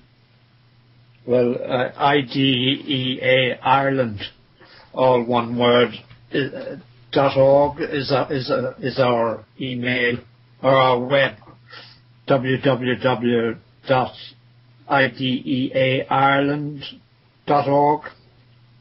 That's and there are loads of links then from that to all the other issues that we're concerned about, Yeah, we've actually seen the website, and I'm actually looking at it here at the moment, Philip. It's very well put together. There's a lot of information on it, and I've put it up in the chat box as well, so people can copy that link and pop along and see what the IDEA are all about. Yeah, definitely. Well, listen, thanks for coming on. And again, I think what we do in a couple of months' time, Dr. Philip, if you're up for it, we'll get you on, and if you have a look at the videos that we send you over and the links, that would be great to get your opinion on it and let us know what you think. Okay. We'll try and do that. Brilliant stuff. Brilliant. Okay, just stay with us there for a minute, Dr. Philip, and we'll go to a bit of music and we'll be back after this. This is Open Your Mind Radio on OYMIreland.com and ICRadioNetwork.com. That was a little bit of Thompson Twins there, a very apt song. I can't remember who picked it. I'd have to scroll back up through the chat. But Dr. Thompson Twins, a good old song to wake people up. Okay, just a couple of announcements. There's a Monster Wake Up meeting on the 5th of November at 8 p.m, Knightsbrook, Trim, County Meath. That's for waking up monsters, is it? Yeah, basically. It's got to do with AirGrid plans to erect 400 electricity pylons across Meath, Cavan and Monaghan. So that's not really good. Obviously we talk about electric smog and everything else, and they're trying to put the pylons up, and there's a big meeting against them putting the pylons up. So I'll take a guess and I'll say that's probably the Knightsbrook Hotel in Trim. Yeah, more than likely. So if you're in Trim, County Meath or Monaghan, or Cavan, or Dublin. It's actually not too far away. It's about 20 minutes away from Dublin. Yeah, just pop along and support the meeting if that's of interest to you. The other thing is, next Saturday we have the United We Strike Radio Marathon. So if you have time, tune in. Myself and Steve will have our normal slot about 7 p.m. GMT, hopefully. And tune in there, UWS, we're going to be talking about now. The power grid system, we don't know what's happening in America. They're talking about the power grid going down, either on the 13th or 14th, and the marathon's on the 14th. So if the power grid goes down, there probably won't be any marathon. Well, it will be a European marathon, that's about it, if they've no power over there. So I'm not too sure exactly what's going to happen there. Now, I know Karen is not in a house and she has a generator, so she'll probably be on, but I don't know about everybody else. We're going to have to play it by ear and see what happens. But we'll just, that's all we can do. Now, the guest on next week is Claire Cullinan. Now, we'll be talking to Claire about the Primetime TV programme because, obviously, it was character assassination. We called it Crime Time because it was character assassination for Ben and Claire. So we'll get Claire on and we'll talk to Claire about what she thought about the programme and how things are going. And I think, based on what I've seen on Facebook, Steve, I don't know whether you've seen it, but an awful lot of people, thanks to the Crime Time programme, are actually waking up to what's going on. Yeah, I think it was supposed to be, from what we've seen and heard, it was supposed to be a hatchet job. Even the way it was portrayed at the very beginning, we had to travel to a seedy location in order to find these people because they're low-life scum. That's all they were short of saying. But it was definitely a hatchet job. But hopefully it may have backfired on RTE and their editing team. Then again, maybe it was edited that way, I don't know. But it did happen to wake a lot of people up. And I suppose if you were watching that presentation and you were going through this process, or maybe you were losing your home to the banks, and if you'd kind of exhausted every avenue and you were looking at the unforeseen or the unspeakable, maybe even removing yourself from the situation on a permanent basis, then maybe people would see that primetime episode and say, well, Jesus, okay, they're saying that this is another option. It may or may not work, but geez, I've nothing left to lose. I may give it a go. So, hopefully it has brought woken more people up. And I must say that there was, I listened to it last Sunday. I may have said it last week's show, I'm not sure. But Vin from MSI done an absolute brilliant. If you haven't heard it, go check it out. He done a step-by-step, he reenacted the piece, he played snippets from it, and he paused and he explained every step of the way what the setup was, how the game was played, what they were trying to do, the words that they used when they were doing this hatchet job. And later on toward in that interview, it's about 2.5 hours long, Ben Gilroy joined them as well, and they both kind of talked you through it. And I have to say, brilliant, absolutely brilliant piece. I urge everyone to have a listen to it. Anyone who's seen the Primetime documentary should listen to this because it really it puts it all into perspective.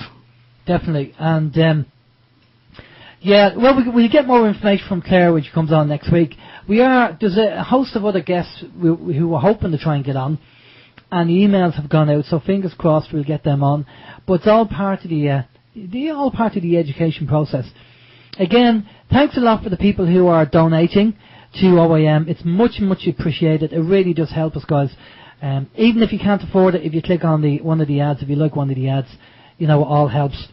And what we try and do, if somebody out there has a decent camera and can have a little bit of time and can do a bit of recording, maybe we can sort something out with the IDEA and we can do our own little program for Ireland regarding, medical doctors, talking about Wi-Fi and the dangers of Wi-Fi in the school. It'd be great if we can. Now, the other quick thing I want to say is that we haven't forgotten about people who are microchipped and want to get scanned. Okay? It's kind of being put on the long finger at the moment because Steve was a new dad and new baby and all that kind of stuff, and there's a lot going on. Now, what we still need to do is find a location. We have a location in mind that we will go and check out, and if it turns out to be not too bad regarding electrical smog, we'll use that as a location to scan people if they want to be scanned, if you feel you're a targeted individual. Excuse me. So we'll have to see about that, but we'll keep you posted. We haven't, as I say, it hasn't been forgotten. It was just put on the long finger because of Steve being a new dad. So we'll organise that. We'll have to organise it. Me on everything. His hands are full. He's a full-time job, and then obviously with all the kids. So he's all the kids. Very limited time. Yeah, right. Limited. You think time. I don't know what the collective term for it sugar load of kids is, but it's not all the kids, only 3 of them. Right, okay, well, 3's, it's enough. Keeps you busy. 2's company, 3's a crowd. 3's a crowd. So, but we haven't forgot about it, so don't worry, because we do have the equipment to scan, and we did the training with Jesse and Lars from who obviously scan targeted people themselves, and have an organisation for that. And we got the anal probe as well. Anal probe. Yeah. Yeah, no, we get that from the UFO, the aliens, because, we're mad people, But, okay, so listen, that's really what's on at the moment. As I say, as Steve said, if you have your shout, good or bad, doesn't matter, send it in to us. Yeah, who's going to be first? I mean, we're throwing it out there. The gauntlet has been thrown. Anyone who wants to say anything, it doesn't matter what it is. If it's good, if it's bad, if it's indifferent, if it's, giving us a pat on the back and saying, yeah, we like what you're doing, or if it's giving us a kick up the arse saying, we don't like what you're doing, or we think you should maybe do something different. Well, not something different as in, go somewhere else and do something, but, if you want to have a pop at the government, or if you have solutions will be absolutely great. Solutions are ideas. Have your say, get a piece of audio down and, play it to the masses. Don't be shy. I mean, to be honest about it, I know some people, on a serious note, some people are kind of shy when it comes to doing that like that. But, I mean, we weren't exactly, when Alan and I started doing this about 3.5 years ago, I remember Alan was very shy. He couldn't get a word out.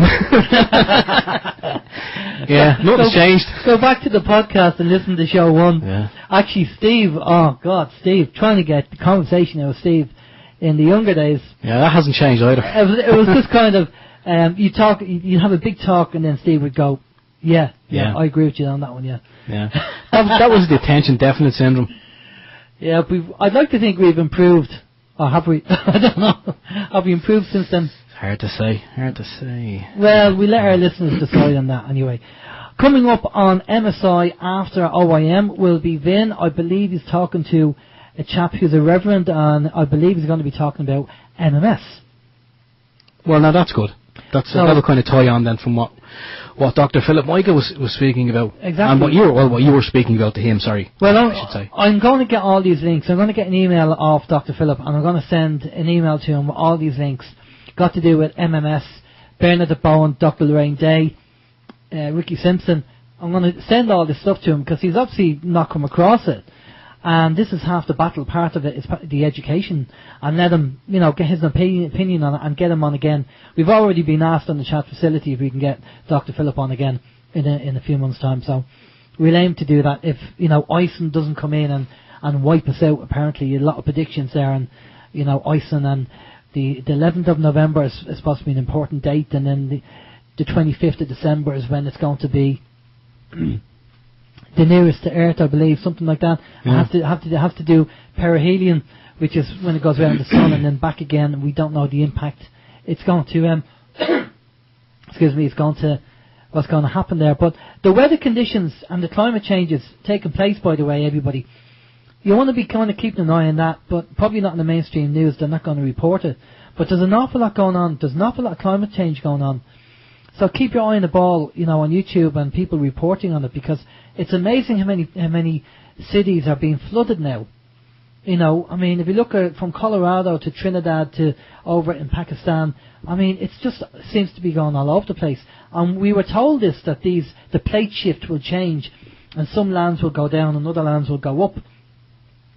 And so, again, just keep your eye on the ball on what's going on, and keep an open mind to Iceland as well. I mean, we don't know. I mean, I know the mainstream media are talking about it. And they're saying, we'll just see it in the sky and then it'll go away and that's it. Well, that's fine, but they're talking about it.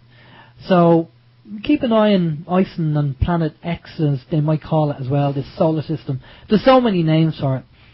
But just keep an eye on it. And if you... I will send out the link of that program, The Blackout, because it was a good dramatisation of what would happen in the 10 days that he had no power. It was very, very near the mark, wasn't it, Steve? I mean, you could see that happening. Yeah. Yeah, you did it. No, it was. As I said at the beginning, it was. It really blew my mind. Well, it didn't blow my mind, but it was just amazing the way people could go from one extreme to another just without electricity. It was thought-provoking. Yeah. And by the end of it, I was actually going around counting me how many toilet rolls there were in the house and thinking, we might need to get some more. I did the same thing. Did you? Yeah. I did the same thing. Okay, well, we're at the end. So listen, have a safe week, people. If there's any information you have, send it over to us by email, and we'll have a look at that. We'll send out the links. Stay safe. Take it easy. For myself, Alan James, in Studio 2. We'll be back in Studio 1 next week. Take care. I like that. That was nice. That was a nice touch that I thought it was. Yeah, don't forget the 7th, Thursday the 7th, 6:30 in the PM, Wellington Quay, the White Lady Art Gallery, Aisling Fitzgibbon and the Girl Against Fluoride will be unveiling their 2014 calendar. So that's one for your Filofax. Filofax. Wow, do people still have Filofaxes? I don't know. Anyway, right, for myself as well, Stephen George, you want to say something there now? No. Okay, no, go ahead.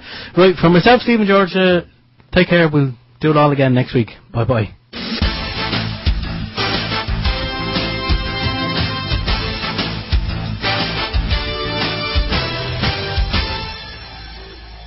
Open your mind.